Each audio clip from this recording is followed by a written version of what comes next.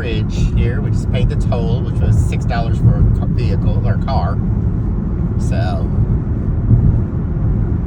it's one of the things Drain's been looking forward to.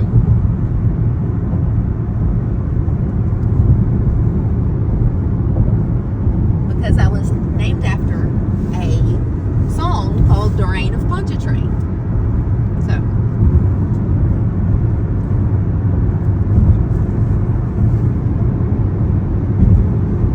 It's about, I think it said about 24 miles long, cross down into New Orleans. So it is, again, the tolls, it's about $6 if you're on a regular vehicle. We're in an SUV, so 2 axles was $6. And then after we get off here, very shortly thereafter, we will be in New Orleans. So we will talk to y'all later.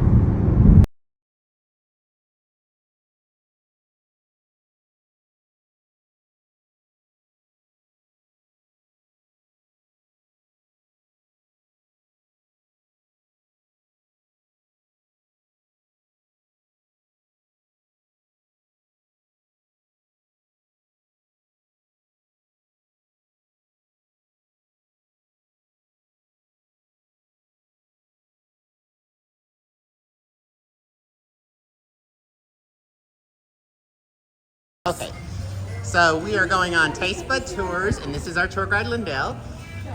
So we're gonna go and learn some history and learn about some of the food. And these are our friends from Hopkinsville. They're just up the road from us. And Drain, she's over here. Kind of start here. Normally, I tell people to have a seat, but it's a little wet for that. So anyway, we'll just kind of start here. So anyway, just to give. So first of all, welcome to New Orleans, and thank you for choosing Taste Bud Tours. So just 2 seconds about myself. So I am born and raised here in New Orleans. This is most definitely a New Orleans accent, or we call this a Yat accent, because instead of greeting people by saying, hi, how are you, or what's going on, people will say, hey, where you at? And so if you talk like this, you're a Yat. So one of the themes of my tour, actually the major theme of my tour, is how unique New Orleans is from the rest of the South. So New Orleans is geographically located in the South, and that is pretty much the end of the similarity between New Orleans and the rest of the South. Most people that live here feel like we live in on a northern Caribbean island, and the whole vibe of the city is way more Caribbean than it is Southern. So, and there are definite reasons for that in the history that we'll talk about. So this is most definitely a history tour as much as a food tour. So in a city that's 300 years old, it is impossible to separate the food from the history, so it all kind of goes together. So anyway, the first reason that we are different from the rest of the South is because we are a port. So have y'all had a chance to walk along the river? Not yet. We walk part of the way. Part of the way, all right. So because we are a port, from the very beginning, we have had waves and waves of immigrants that have come through the city, making this a very diverse city. So that is from the very beginning. So that's kind of different from the rest of the South, and that's why I talk like this. I've been asked a million times if I am from New York, although nobody from New York ever asked me that, because they can hear the difference. But the city, New Orleans is probably more similar to New York than it is to the rest of the South. Kind of like a mini New York. So lots and lots of diversity here. Anyway, so I am born and raised here. This is actually my second career. I taught middle school English and history for 40 years. And so now in my old age, I can do whatever the heck I want because I have earned it. While I was still teaching, I got my license 25 years ago. So I've been doing this for a little minute here. Taste Bud Tour started down here 13 years ago, and I've been with them from the very beginning. And normally I have a big old paddle that has our logo on it that I carry, but because we may have a few drops of rain, I opted for my umbrella instead of the sign. But anyway, that is me. All right. And y'all have already met each other, so that's good. We don't have to do that. All right, let me say a little bit about where we are, and then we'll go ahead and get started. So the neighborhood that we are in is the French Quarter. It's the oldest neighborhood in the city. We have 60-something neighborhoods in the city, depending on who is doing the counting. But this is the oldest. Where we are standing right now is the French market. So we were, when the Europeans came, the first Europeans to come here were French, then the Spanish. Then we were French again for a very short time, and then we were sold to the United States in 1803 as part of the Louisiana Purchase. Oh, now we're gonna.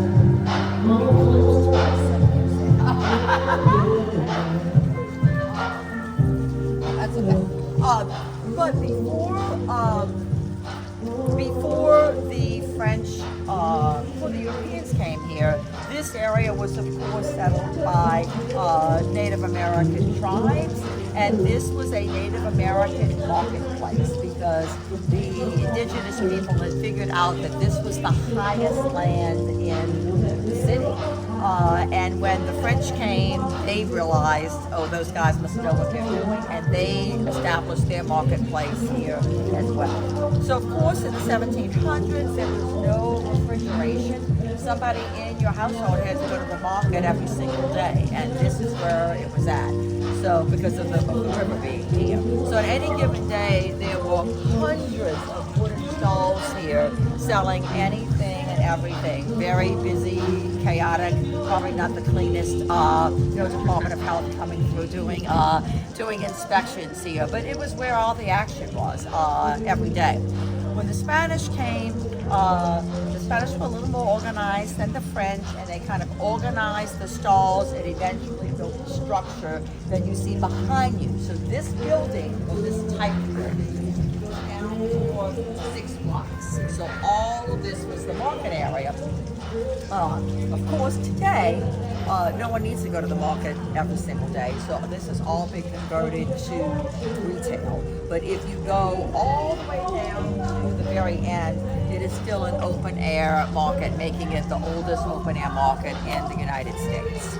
So no live goats or chickens or whatever, but you can still buy all kinds of other things there. Anyway, all right, so y'all please ask questions since it's just the end.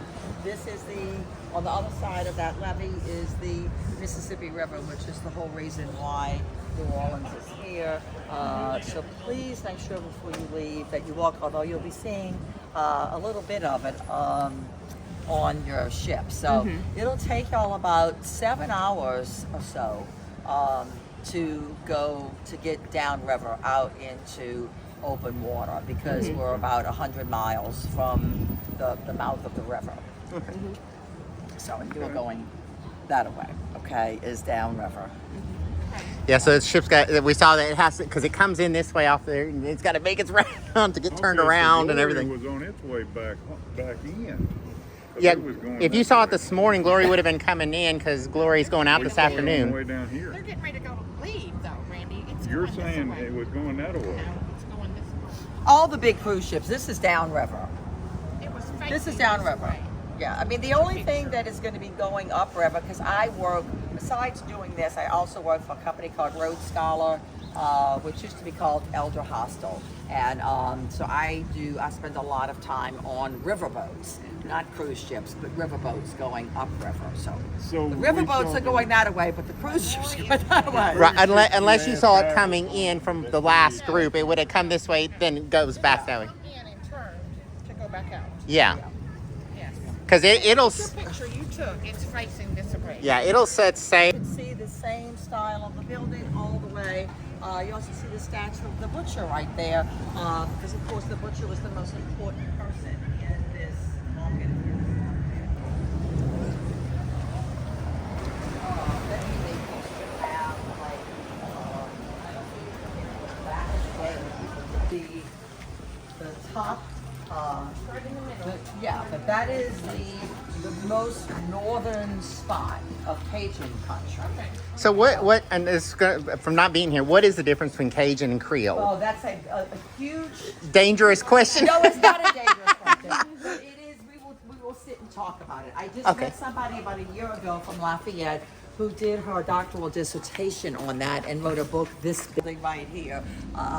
This is, I just want to kind of talk about this for a minute here. This building is Madame John's legacy. It is named after a character in a short story.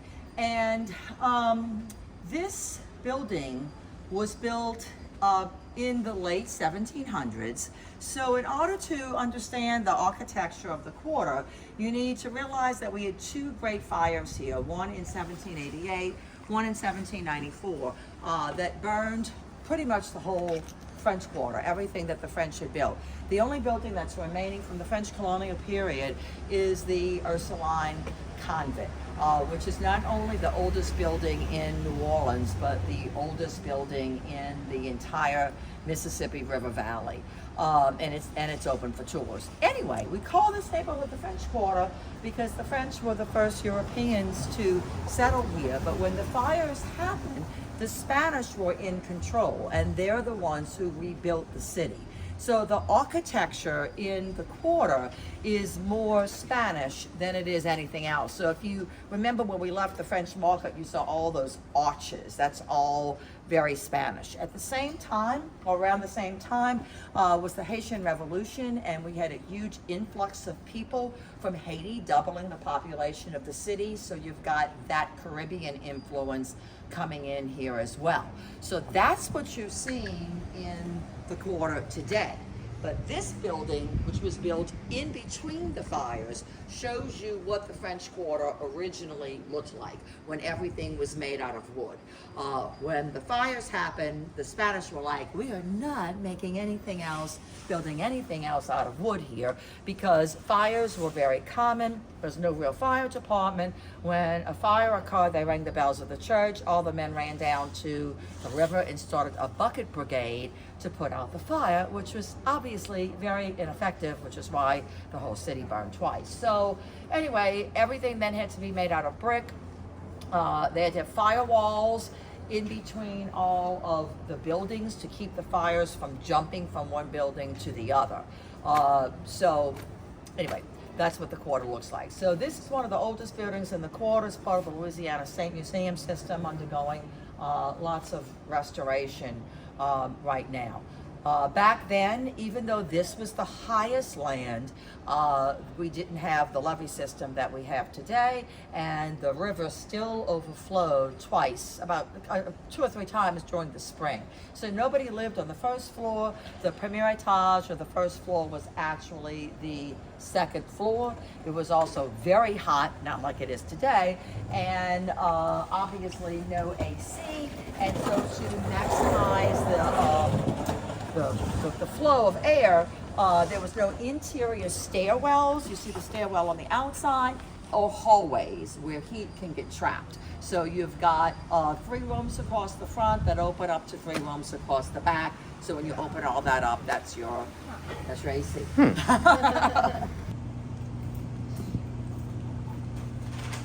Things are not getting migration in the country. A lot of people moved from rural areas into the cities to get jobs. That's how my father's family actually moved from Alexandria here to New Orleans during the Depression.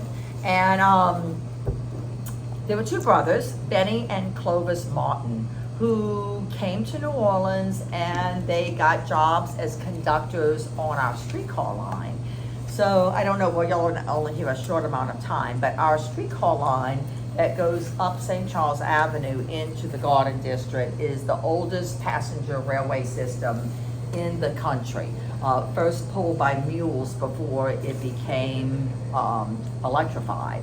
Anyway, they did that for a while, but then they were like, nah, we want to open up our own business. So they opened up a sandwich shop in the quarter, and shortly after that, there was a streetcar strike that went on for weeks and weeks, and many of their friends and former co-workers had not had a paycheck in a very long time, and the Martin brothers wanted to help out. So they let it be known through the social media of the day, which was writing a note and nailing it on your front door, that they would feed for free any striking streetcar conductor that came into their sandwich shop. And the story goes that as the guys came in, the staff would say, make another sandwich, here comes another poor boy.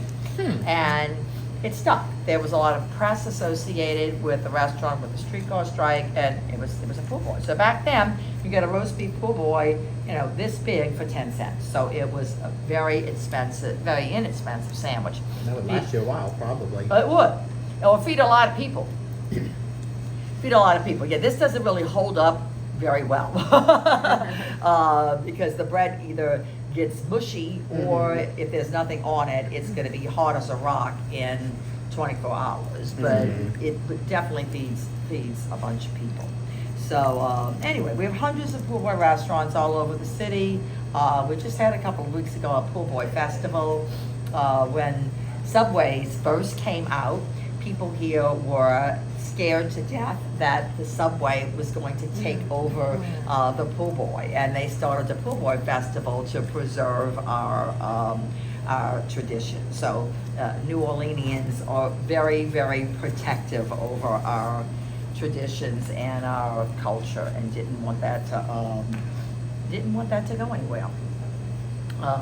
So anyway, how is the roast beef sandwich? Good. Good. So all these, poor boy restaurants are in competition with each other, especially if you go to the festival. People do some pretty crazy things, put some crazy things on poor boys. And we just got finished with Thanksgiving. There is a Parkway Bakery, pretty famous poor boy restaurant where they do a Thanksgiving poor boy, where on the French bread they have turkey and dressing and sweet potatoes and everything that you would eat at Thanksgiving on the bread, and people stand in line for hours You'd like. to get to get that. But anyway, all right. The other sandwich is a muffuletta. So I said at the river, we have had waves and waves of immigrants that have come through the city. So right on the heels of the French were the Germans. We had actually 2 major German immigrations to the city, Irish immigration. But lots of people don't realize that we also had a major Sicilian immigration into the city. So at the end of the Civil War, when the enslaved people were freed, there was a major shortage of labor here. Things were not good in Sicily, and Sicilians were recruited to come here to do a lot of physical labor. And again, I say things were not good in Sicily. Nobody travels across an ocean if they're happy where they are. So Sicilians came over here, and so this is again late 1800s, early 1900s. We had already been a city for a long time, and a lot of the descendants of the original people in the quarter had started moving out to suburbs, and a lot of the buildings in this area were very run down and kind of slummy. Real estate in this area was super cheap. Now, this is the most expensive real estate in the city. Back then, it was the cheapest. And of course, the Sicilians came over here with the clothes on their back, and this is where they lived. So many Sicilians lived here that the French Quarter was called Little Palermo, Little Sicily, Little Italy, spaghetti factories everywhere, that kind of a thing. A lot of the Sicilians worked as vendors in the French market. Anyway, there was and still is a grocery store there called Central Grocery, kind of right where we cross the street to come into the quarter. It's been closed now for a little bit over 2 years due to Hurricane Ida. But for years and years, when the Sicilians came here, they would go into Central Grocery to buy food to bring with them to work, to pick on all day.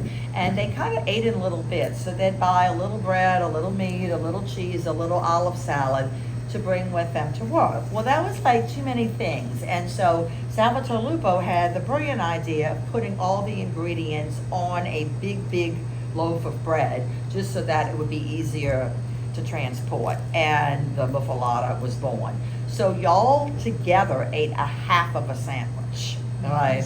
So it is a big, big sandwich meant for a big guy working outside all day to pick on.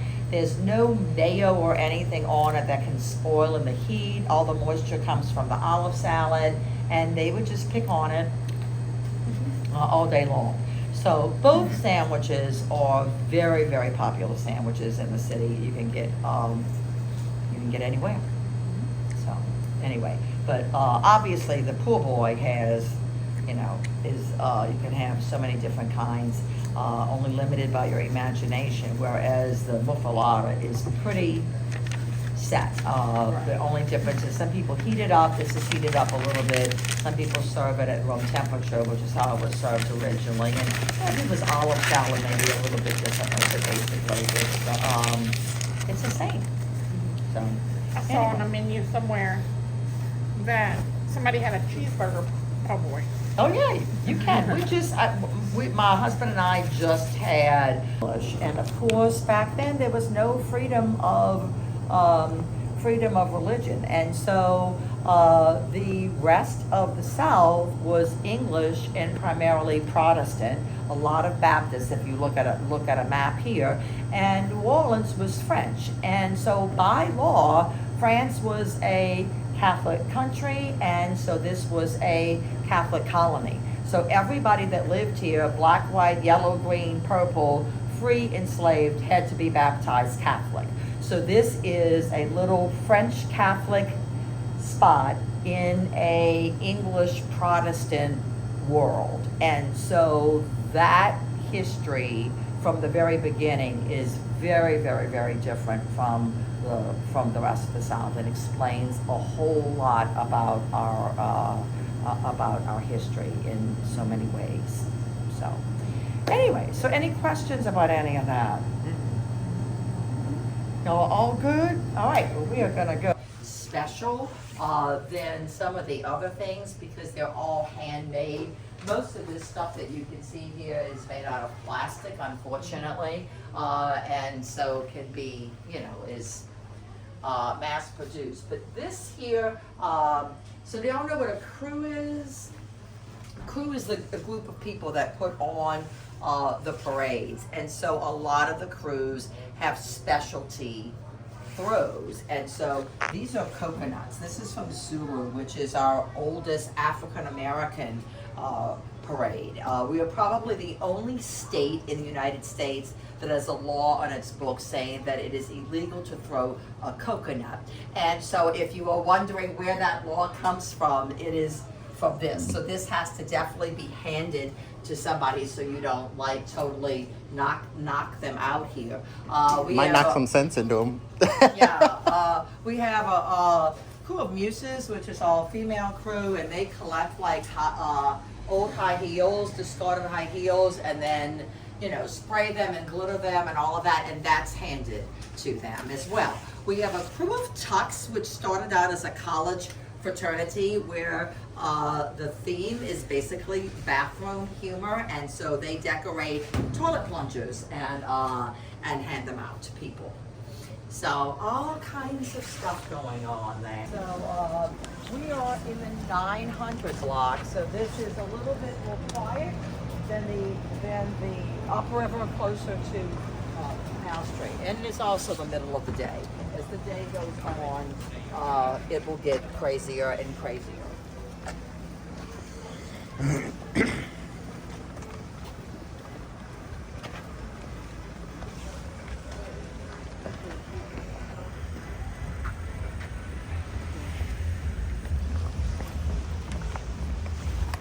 Buildings, you've got gates and alleyways and carriageways.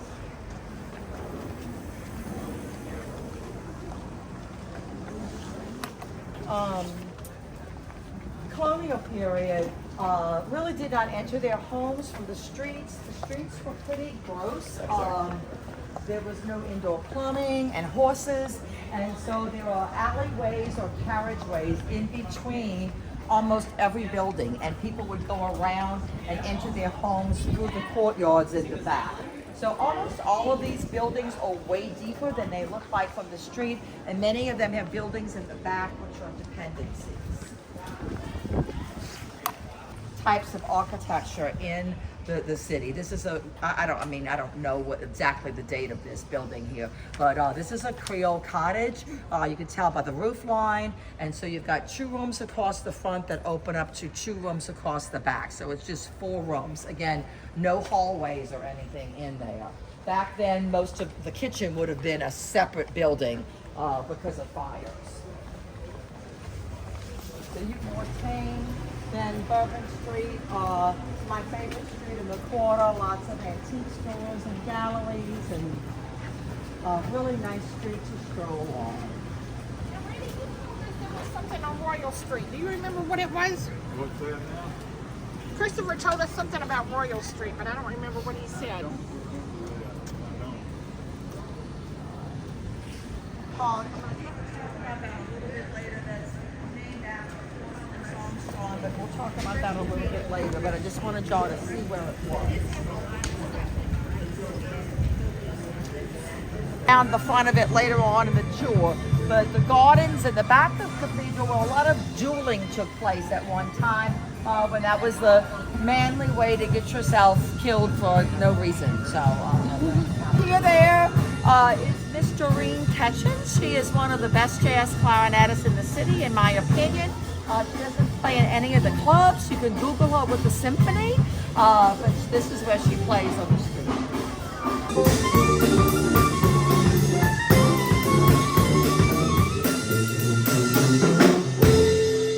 Just in the United States. So it is this whole building and the next building. Over. Are you looking for me, sugar? I am not, doll.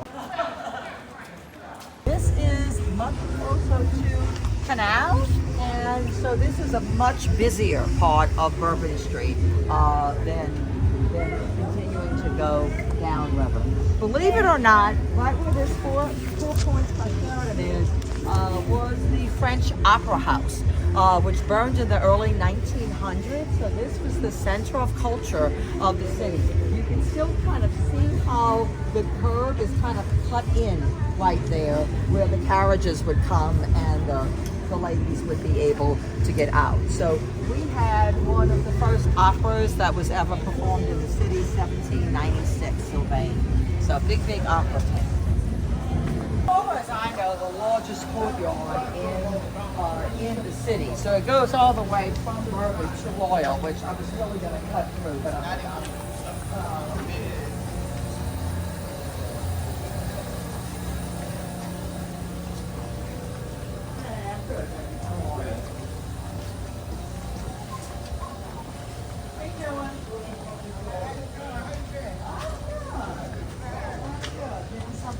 That's right, that's right. Yeah, so anyway, so this is the courtyard, which is absolutely gorgeous. And when this wisteria is all in bloom, it's just really, really nice place to eat. So they do a great buffet. You can order, you don't have to do the buffet, you can order, but they do like a great jazz buffet in there. So, and they have an omelet station and all that kind of stuff in there. But when I do my road scholar trips, we use this all the time because it can accommodate a large number of people. So what restaurant is that? What's it It's the Court of Two Sisters. So we saw it when we passed on Royal Street, and then it goes, I mean, that's the restaurant part, and then it just goes all the way through to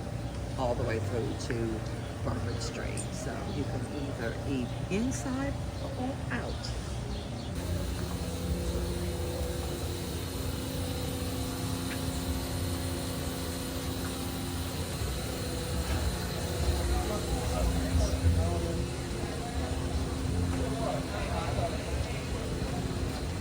Court of the Two Sisters.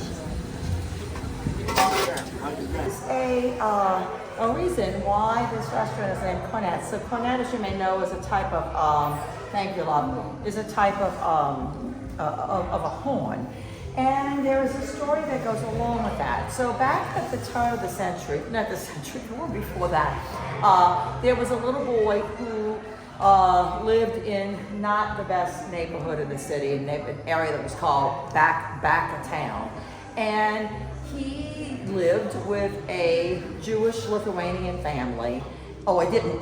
He was hired by a Jewish Lithuanian family who had like a coal business and a junkyard business. The family's name was Kornofsky. And Mr. Kornofsky had a wagon, and he would go around and deliver coal and kind of pick up junk and resell it. And he hired this little boy that lived in a neighborhood that didn't have much of a home life to blow a little whistle on the front of the wagon to attract attention. And lots of times the little boy would eat dinner or spend the night with the Kornofskys because they didn't want to send him home. And so one day the little boy saw a cornet in a window that he wanted to buy to learn how to play. But it was $5. Well, that may as well have been $5 million because he didn't have that. But the Kornofskys were nice enough to loan him the $5 to buy the cornet, and the little boy paid the family back 50 cents a week until it was paid off. And that little boy's name was Louis Armstrong. As the years went on, just kind of jumped just a few years, the Kornofskys, like lots of Americans, ended up changing their spelling of their name in order to make it sound more American, whatever that is. And the Kornofskys dropped the ending of their name and changed their name from Kornofsky to Carno. And the Carno family owns this restaurant today. So that is the connection between the family and Louis Armstrong.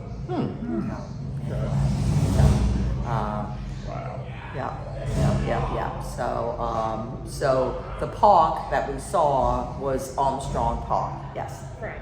Okay, so the concierge at the condo, was it not one of these that she said, do they own several different restaurants? They might. I don't know. Because they were named different. She was telling us, but I don't remember what the other names were. I don't either, but she named several. That is very special about the park that precedes, that even precedes Louis Armstrong. And so this kind of ties in back what I was saying about how New Orleans is different from the rest of the South, and that we're a port city, we're French Catholic, blah, blah, blah. So kind of going along with the fact that we were French Catholic, our laws were different here, but then in the rest of the South. And what is important is the laws that governed the enslaved people here.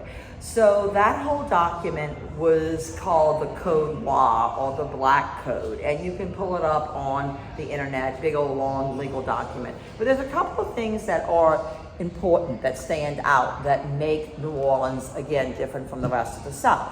One was that all enslaved people had to be baptized Catholics, so that was part of the Code Noir. The other was that enslaved people did not work on Sundays. That was the Lord's Day, so after everybody went to church in the morning, then they were free.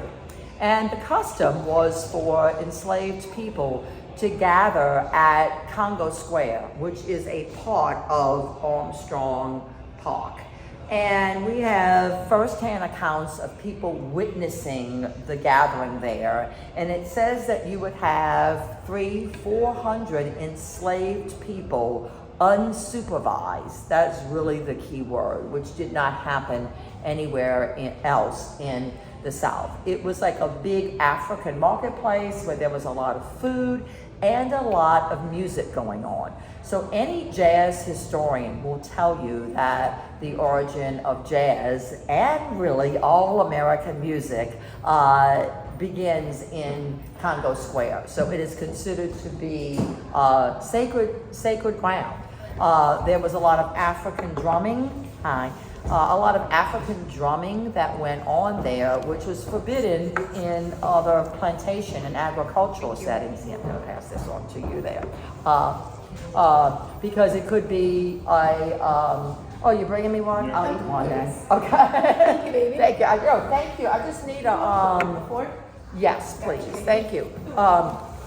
Because the African drumming could be a signal for rebellion from plantation to plantation. But it was allowed there and morphed into the rhythms that we know as jazz today. In addition, enslaved people were allowed to keep any money that they earned on Sunday. So they didn't have to work, but if they chose to hire themselves out to fix somebody's fence or whatever, then they were able to keep that money. So because of that, and because of the Haitian Revolution, thank you, we had a huge population of free people of color here in New Orleans. So I have like a friend that is African American that I do tours with. He traces his family back to the 1820s. As far as he can tell, they have always been free. So huge population of free people of color, and their descendants, a lot of their descendants are here in New Orleans today. Because the other kind of quirky thing about New Orleans is that for whatever reason, 80 to 85% of our population is born and raised here. This is the biggest small town in the United States. So, I mean, my family goes back to the 1700s, and that is considered very normal here. So everybody here sends their kids to the same grammar schools and high schools that they went to. If you talk to somebody for 5 minutes that you have just met, you are gonna either be related to them or know a lot of people in common. It is a very, very small town. Our hometown's that way. Right, but how many people live there? 40, or no, probably 27,000, I think was the last thing. That's like Pushing it. county. Yeah. Countywide. This is 800,000 people. So that's the difference, is that exists, but with a whole lot more people going on. So, all right, so this is jambalaya. This is really it's the same exact ingredients in the gumbo that you had, although with the gumbo, you can serve it with rice, or you don't have to. The rice is an integral part of the dish, but it's really the same ingredients. Now, if you, Cajun people will tell you they invented this, but they really didn't. I mean, it's meat and rice, which is kind of everywhere. So, the variation. When we were in Louisiana back in September, and they had lunch for us on the Sunday before we left. No, that was Saturday night. They did a dinner for us, and they had Now, where was this? Killian, Louisiana, Walker. Oh, Walker, Louisiana. outside of Baton Rouge, okay. And it was pastelilla. Oh, yeah. Instead of the rice, there there was was a a noodle pan on they brought in on wheels that was this big, that was full, that somebody had made. Yeah.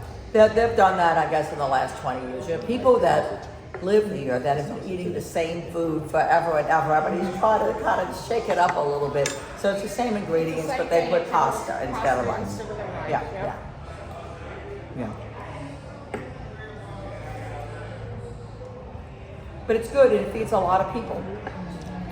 So if you go, I mean, I'm sure in Alexandria you would see this. They would, outside people would have big old cast iron pots over a fire, and they do that at festivals here with a jambalaya, and you can feed a couple of hundred people with this. But it's a little tricky because to me, the rice is the tricky part of this, because if I have now perfected how to cook rice in small amounts without a rice cooker, just on my stove. I can do that. But you try to make rice for a lot of people, and it is either going to be mushy or not cooked enough, and whatever. It's hard to do rice right. Mm-hmm. And I think they've changed how they process rice anymore, because, I mean, we'll follow recipes even on small batches at home. It's like, oh, put this much liquid in there, cook it this time. You do that, and it's still almost raw. Really? Mm-hmm. But that's like getting it from Walmart, the rice and stuff like that. So I make sure my rice is from the Cajun country. When I cook I it. learned from a friend that's from Thailand that when you cook your rice, you measure with your finger how much water. Really? Okay. When your finger touched the rice, the water needed to be above it. Okay. 2 inches above. The rice. That's how she taught me, and it's turned out decent. No, it wasn't young. It was somebody in Louisiana when I lived in Alexandria. Oh, okay. I use, for my husband and I, and it makes enough for us for twice. I mean, I use 1.5 cups of water and 1 cup of rice. And put the top on and don't open it. Don't touch it for 20 minutes. And then I turn off the heat and let it just sit for another 5 minutes or so, and it's perfect.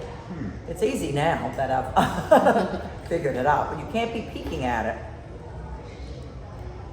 Maybe that's the problem. You peek at it. At all.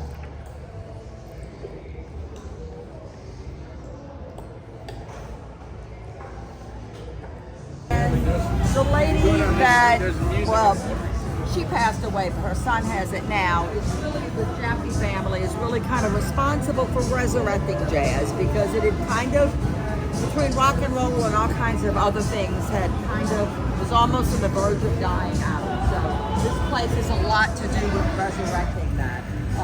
Anyway, so it's a great place to visit. It's very small, only holds about 100 people, but it's a wonderful place to listen to.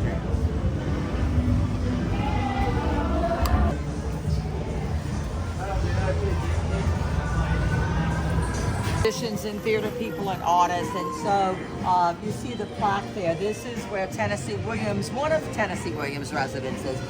So on the 3rd floor is where he wrote A Streetcar Named Desire. Oh, cool. So we have a big Tennessee Williams festival in March every year. I'm sorry. Huge theater scene here. Sanger on Canal Street was built in the 1920s, and that's where like all the Broadway touring shows come through.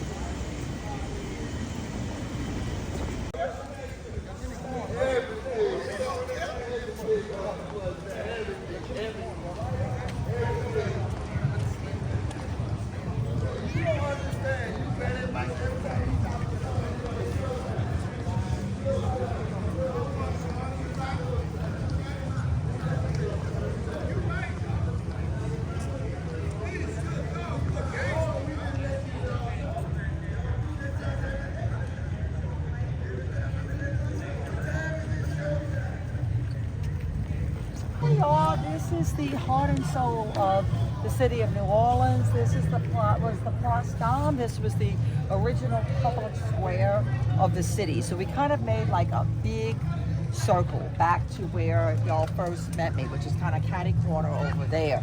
So this was back in the 1700s. This was the public square, and there was a little wooden church there that got blown down by a hurricane.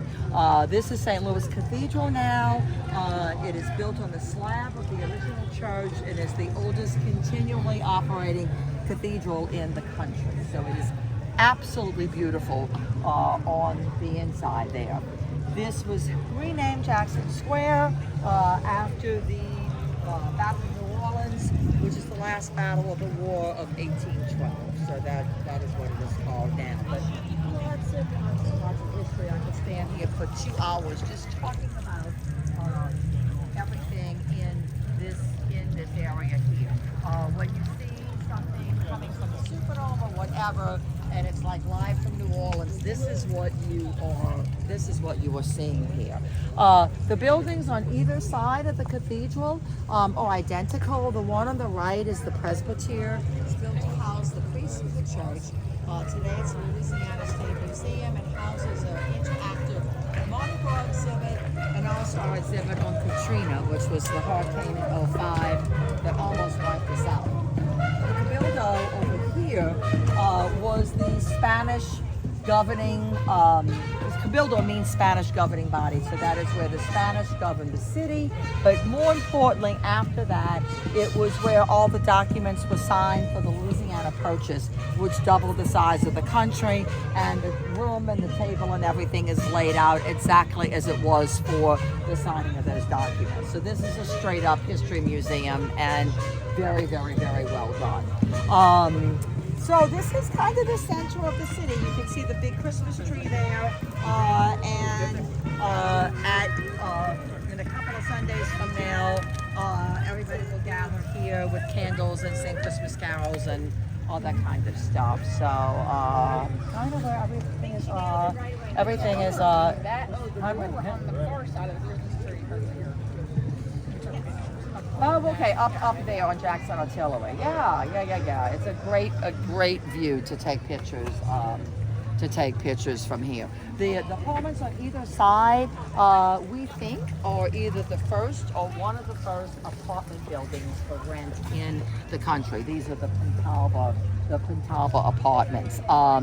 They were built by a very interesting lady, by the Michaela Almanasta Pentalba. Her father, Don Andres Almanasta, was the Spanish notary. And after the fires that I told you all about, with his own money, he built all three of these buildings right here. So he was the wealthiest man in the colony and the greatest benefactor. He had his daughter, or his wife did, when he was 70, Michaela. And so he didn't live very long after that, so she became the wealthiest young lady in the colony, and she was betrothed to a distant cousin in France and went over there to live, and was no sooner there when her father-in-law wanted her to sign a document giving all her property and her money to him. And she was like, no, I'm not doing that. And he shot her. That was the plan. He shot her, he blew off a couple of her fingers and disfigured her chest, but she lived, and he ended up shooting himself. So she divorces his son, comes back here to New Orleans, and on horseback supervises the building of these apartments on either side. So quite a lady. There is a very great book called Intimate Enemies about her life. It reads like fiction, but it's not. And an opera has also been made about her life as well. So anyway, I looked at some of the prices of some of the apartments. yeah, this is the most expensive property, and that is because during Katrina, 80% of the city flooded. This is part of the 20% that did not flood. So that is what you were paying for. Was not to And I flood. looked up, it was 450 square feet. So it was a hotel room. Was 150,000. To rent? No, Oh, that was to to buy. buy. Yeah, it's about 450. yeah, it is. This is like 425, 450 a square foot here in the priciest. You're paying for that. You're paying for that peace of mind, not being flooded, because lots of people think that during Katrina the river flooded, but the river hasn't flooded since the late 1800s. So it was the lake. It was the failure of the government to maintain all of the levees. So the water came from the lake. So the closer you are to the river, the higher your land. And you pay for that. Yep. Anyway, the cast iron that you see on this building, and then that you see in other places. So it's kind of a keep up with the Joneses kind of a thing. Once she had this cast iron that you see, then everybody wanted it. But this on the Cabildo is some of the most famous ironwork in the city. So we've got two kinds of ironwork. We have wrought iron, which is very simple because it's handmade. And then you've got cast iron here, which is made in a mold. This ironwork over here, lots of people think is cast iron because it's so fancy, but it is actually handmade by a gentleman named Marcelino Hernandez. So very famous ironwork. We have a local jeweler, Mignon Faget, who has made like cuff bracelets and all kinds of other jewelry that copies the design on this building. See an A in it? Can you make out a script A? And then there's a P. The P is kind of frou-frou, so it's kind of hard to make out. But that is for Almanasta Pentalba. So that was her maiden name and her married name. So all up there as well. and all that. Bottom floors are businesses, and then the second and third floors are rented out. So this side is owned by the city of New Orleans, and the other side is owned by the state of Louisiana. So that's who the landlord is if you rent there. It's the National World War II Museum. So hopefully you will come back and be able to visit that one day as well. So we went from Bourbon to Royal to Charters, and then you're Decatur and you're in the river there. Just to get your bearings a little. You are out of the French Quarter because there's a height restriction here. A lot of our street names are in 3 languages. So you see up there Rue Toulouse, which is Rue Street in French. This is when the Spanish had the city, this is the name of the city in Spanish. And then underneath, they just kind of took off the Rue, and it's just plain old Toulouse. Is the anglicized version of that. Some of these buildings go with big old beautiful courtyards in the back. So, even on Bourbon Street, which is crazy and loud and whatever, you have that. So, I mean, people are like, how do people live here? But I mean, if you're like all the way in the back like that, not that you don't hear anything, but not as bad. This is the Pharmacy Museum, either the first or one of the first official pharmacists in the United States practiced here. So it's only open a couple of days, but it has some very interesting things here.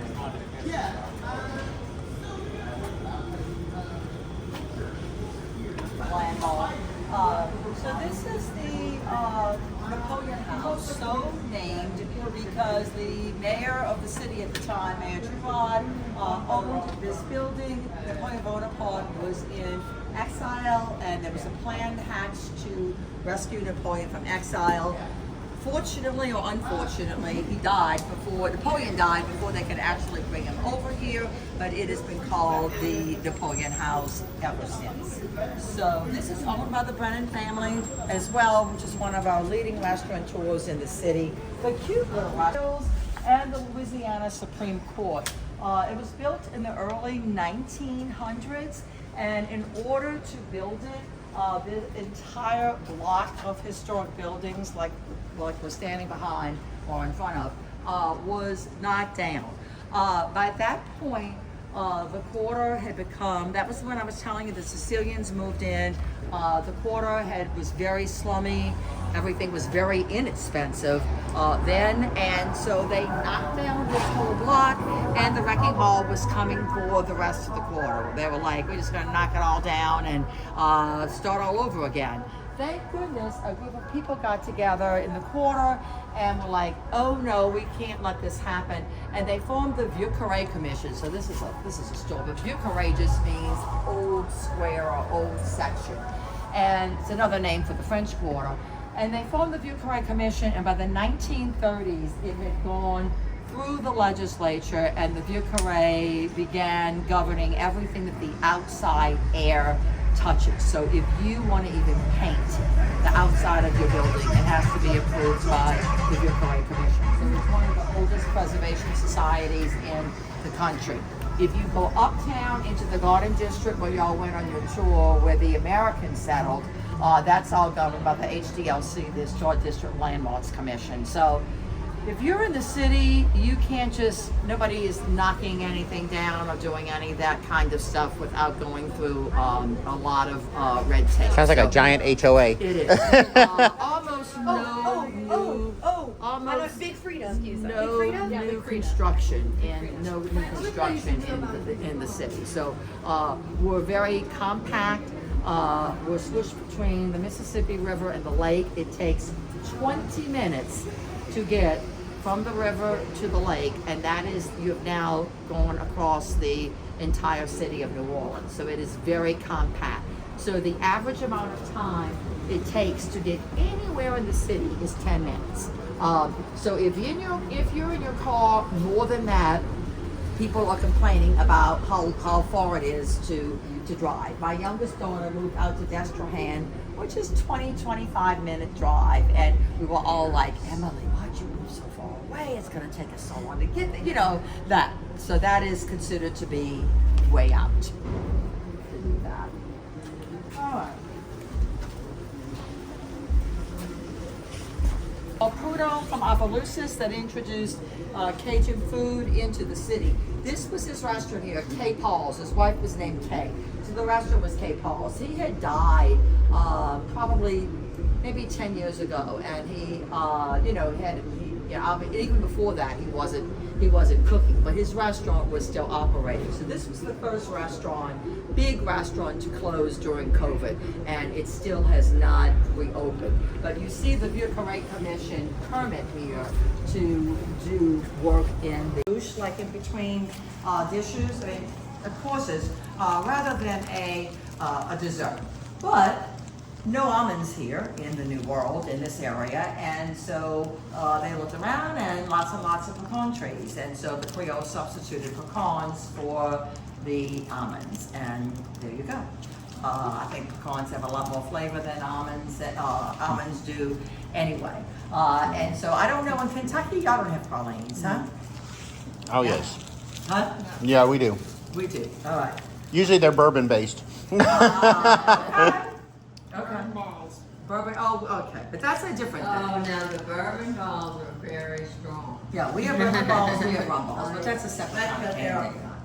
Yeah, but anyway, so we say, the reason I was gonna ask you what y'all call it, is we say praline, and not praline, and we say pecan, not pecan.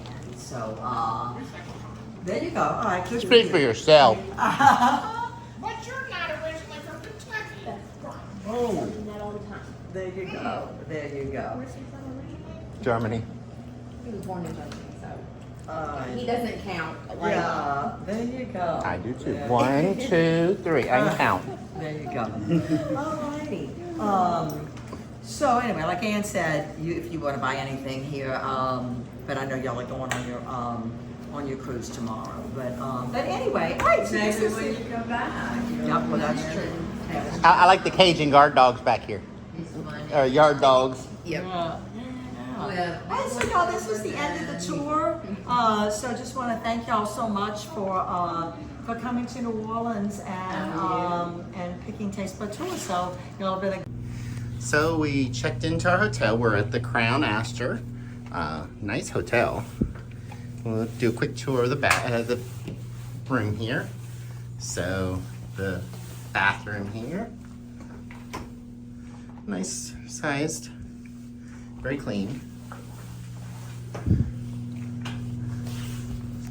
Not that we really need it because we're heading out tomorrow, but nice closet.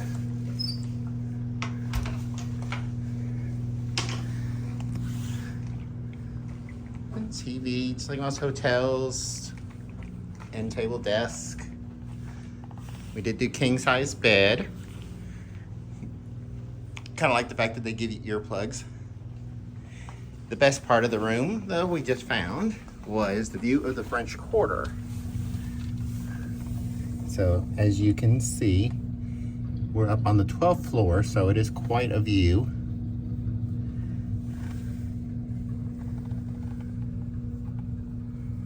We did a walking tour earlier, which we'll have that video up later, probably tomorrow, when we get back from the cruise.